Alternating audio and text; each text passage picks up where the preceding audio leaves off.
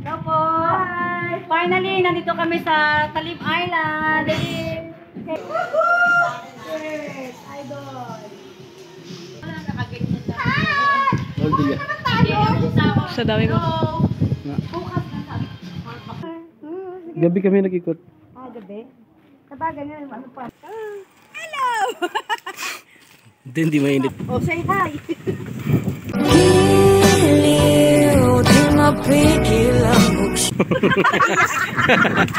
Kaya pa eh.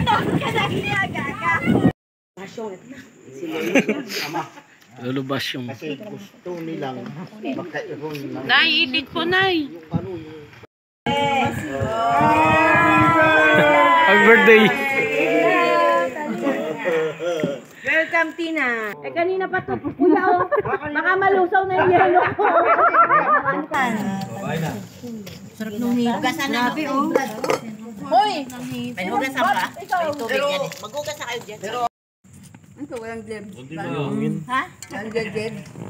Kaya nga. Oh, gusto na maghinaw ng kamay ito. Hinaw na. Matutunaw sa kanya. Pabayaanin nyo. Ba yung yelo, no? Susulera. Susulera ha. Nanay, kain na. Sige, sige.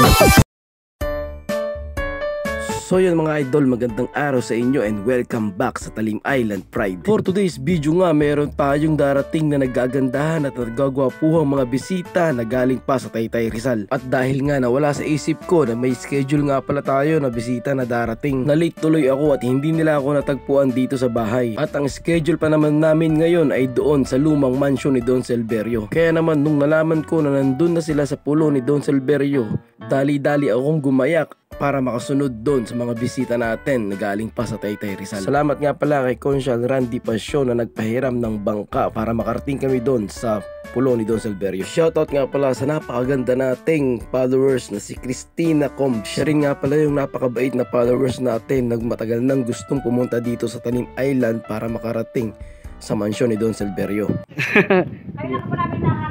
Wala nga sa isip ko eh.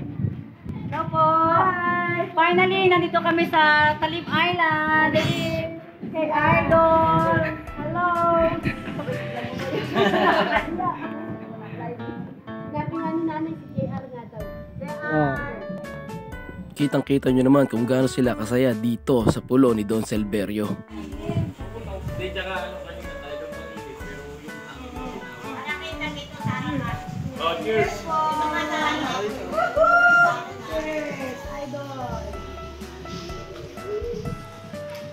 Si Madam Christina nga pala ay matagal nang gustong pumunta dito sa Talim Island. Kaya from Guam, nagbiyahe siya rito papunta sa Pilipinas at para makapagbakasyon dito sa Talim Island. Shoutout nga pala sa mga bisita natin na magkakaibigan, si Luisa Toralde.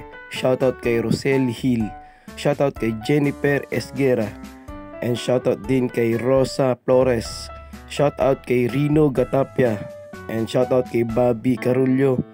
And syempre shoutout sa maganda ating followers na si Christina Comb. Shoutout din kay Ate Angie Gatapia at kay Nanay Delia. And shoutout din sa mag-asawa ni Kuya Bilyok at kay Ate Mayra. So yun mga idol, nung dumating nga pala ako dito sa mansyon ni Don Silverio, inabutan ko sila na nagiinom at syempre matindi yung kanilang pulutan. Isang tilapia na 2 kilo ang isa. Kaya naman inalok nila akong mag-inom. Eh syempre tatanggi pa ba ako? Alam nyo naman pag sa alak marupok ako. Pagkatapos nga namin uminom, nagpasya kaming pumunta rito sa underground ni Don Silverio para naman na-experience nila kung anong pakiramdam sa ilalim at kung gaano kalaki yung bilyaran dito sa baba. So mag-ikot. Yun napanood kong vlog. Gabi nga sila nag-overnight na kami. Yeah. Gabi kami nag-ikot. Gabi? Tabagan nga, ano pa, maaraw pa. Kahit sabihin mo, hindi inaanay, pero hindi siya kailangan ng anay. Eh, wag na hawakan. Ito yun!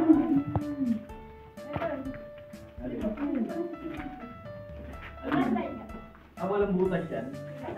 Wala, binasag lang yan. Wala ka ng bilyaran, no? Oo, parang overseas yung bilyaran niya. Parang overseas yung bilyaran niya. Laki yan.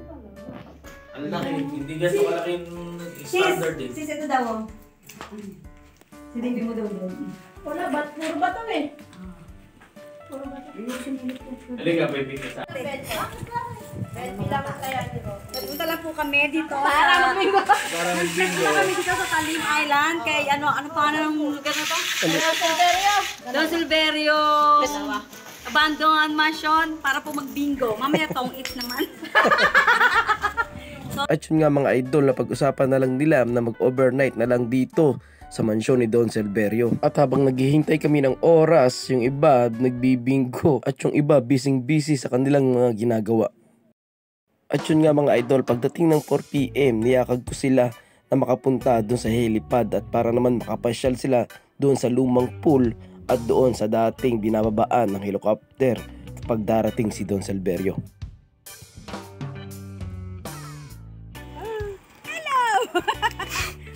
Hindi mainit dun.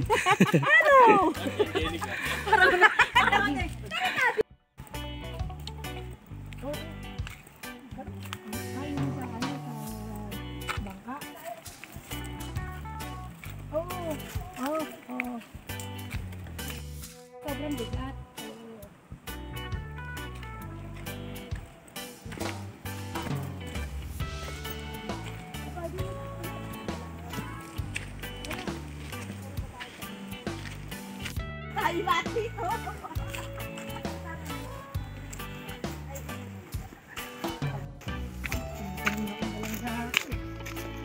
Hindi, ano dyan, malilong dyan sa salo. Malayo pa dito tayo. Oo, just medyo malalim. Dumi.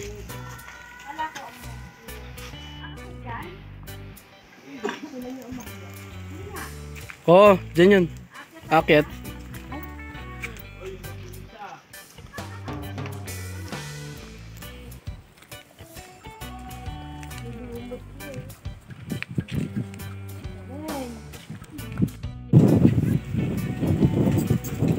Oh, say hi. Kaya pa eh.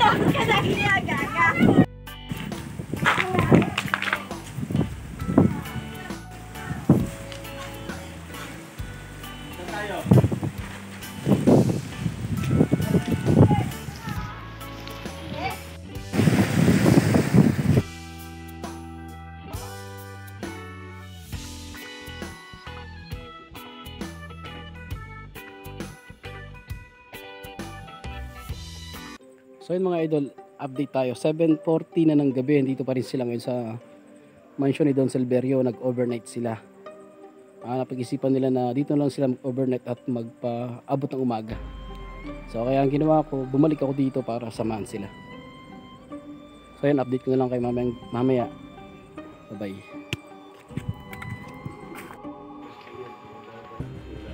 Ay, isip ko na kanina ito. Ay, sorry. Ayan naman eh. Brand o glacia. Ay, ito lang nga eh.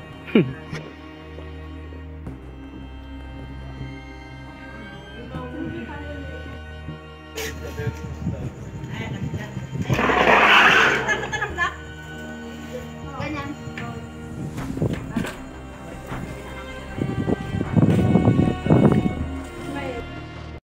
At yun nga mga idol, habang nag-overnight kami dito, napag-isipan nilang bumili ng 2 kinulob na itik at konting inumin para naman habang nagkukwentuhan kami ay ma-enjoy namin ang bawat gabi at minuto at oras na magkakasama kami. At ngayon ko lang din naranasan na bago uminom ng alak, magkakape muna. Kaya paano ba yan mga idol? Simulan na ang tagay at tikman ang masarap na pulutan. Nay, itik po, Nay. Ano yung talagang saga ng buhay. Pinalasan tatay ko. Like yung may... At habang nagiinuman, busy pakipagkwentuhan at pakikinig ng kwentong wala namang katotohanan. Kwentong barbero pala. Kinabahan ka na. Anong gagawin ng gusto? At di sumama lang sa magnanakaw. Dito, walang tabla. Excited ka pala. At syempre sa malamig na gabi at mahangin, hindi mawawala ang bonfire. May bonfire. Malakay ko. Kaya paano ba yun mga idol? Tara, simulan na ang tagay. Tagay ko ah! Yay! Okay. Ikaw mga tao ng GC, ba? May bagong set. Ano kaya ito? Wala, ako pala ito. Tagay ulit hanggat may atay. Dapat may content ko bago ano. Tapos na. Eh kanina pa to. Baka malusaw na yung yelo ko. Ayun na pa kami kwentuhan. Iniintay lang namin kayo eh. Kape! Okay lang. May tubig. Kape pa? Tubig. Kailangan madami eh. Ay, galing sa ko eh.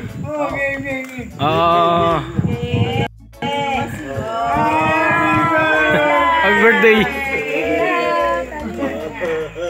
Welcome, Tina. Happy birthday. Birthday. Magaling nyo. Aba, hindi tayo nakatama-tanda. Kasama kayo. Ayun po. Kami. Yan no. At habang nagiinom kami, hinihintay namin tong ginataang hipon para sa aming hapunan.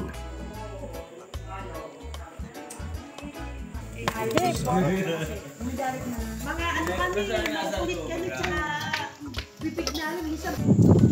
Hindi. Oy, saan na? Night, i-ano na ni JR. Kaya lang. Kaya na kayo. Nasaan yung hipon? Yung hipon. Ito pa, may ayungin pa.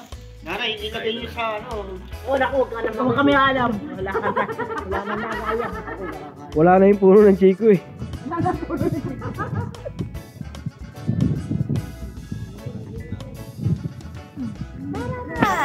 Okay na.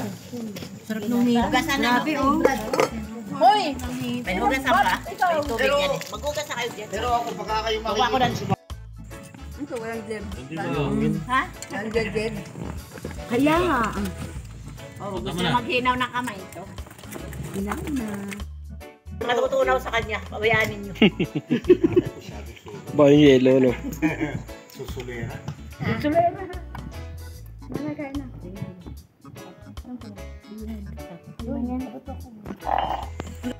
Bakit? Sabi ko, dinex ko na, pwede na po bang kunin? Hindi po. Sarap ba? Alam mo, magkano rin. Aga, problema to sa akin. Tumapang. Tumapang. Hindi na napalabas. Yung brown. Kambit daw. Kasi parang ano, parang siya sa pagkakakulong. Gamot. Tatay gamot.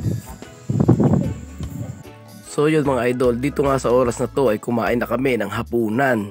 Para naman pagkatapos namin kumain ay tuloy ulit ang inuman. Talaga namang napagkakasarap ng ulam namin dito. Ang hipon na malalaki at syempre yung favorite na ayungin na sinigang sa bayabas. Grabe naman. Hindi ko lang ako eh. Hindi ko kaya. Time check mga idol, 12:15. Busy pa rin kami. Ito nagiinom na kami, pangatlong bote na to na Alfonso. Ayan, ngayon nagkwentuhan pa rin sila. Wala naman, okay lang naman, walang paramdam, hindi naman nakakatakot dito, basta marami. So yun, update ko na lang kayo. Hindi ako oh. Hindi, sa ano, hindi, sa pakikisama, hindi. Sa pakikisama ni Kuya. Kat! Katak iyan! Oh, gising po. Angelica. Mga gising pa talaga. Dapat ako, hindi naman na. Talagang Bakit sa nao? matitibay.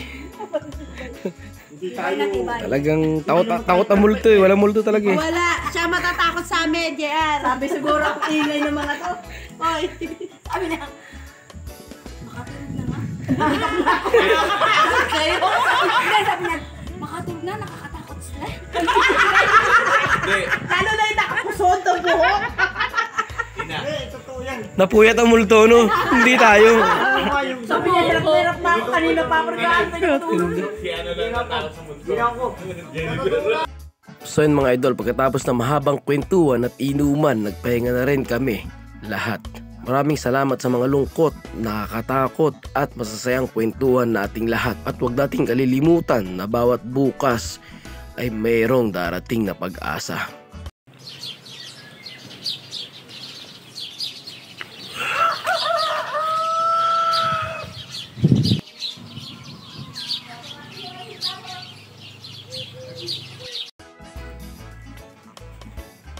So yun mga idol, isa na namang napakasaya at napakasarap na experience na overnight namin dito sa mansyon ni Don Silverio. Salamat sa lahat na nakasama ko. Salamat sa lahat ng mga naging bisita natin ng mga taga Taytay Rizal. At salamat lalo na kay Madam Cristina Combs. Talaga namang napakasaya at walang tigil sa katatawa. Kaya naman hanggang ngayon, malat pa rin ako at hirap sa mag voice over. Kaya muli nagpapasalamat ako sa inyong lahat dahil napunta kayo dito at naranasan nyo ang kakaibang experience dito sa mansyon ni Don Silverio. At nagpapasalamat din ako sa inyo dahil alam ko at nakita ko na nag-enjoy kayo hanggang sa muling pagbalik. At yun lang mga idol, kita-kits sa susunod na video. Salamat.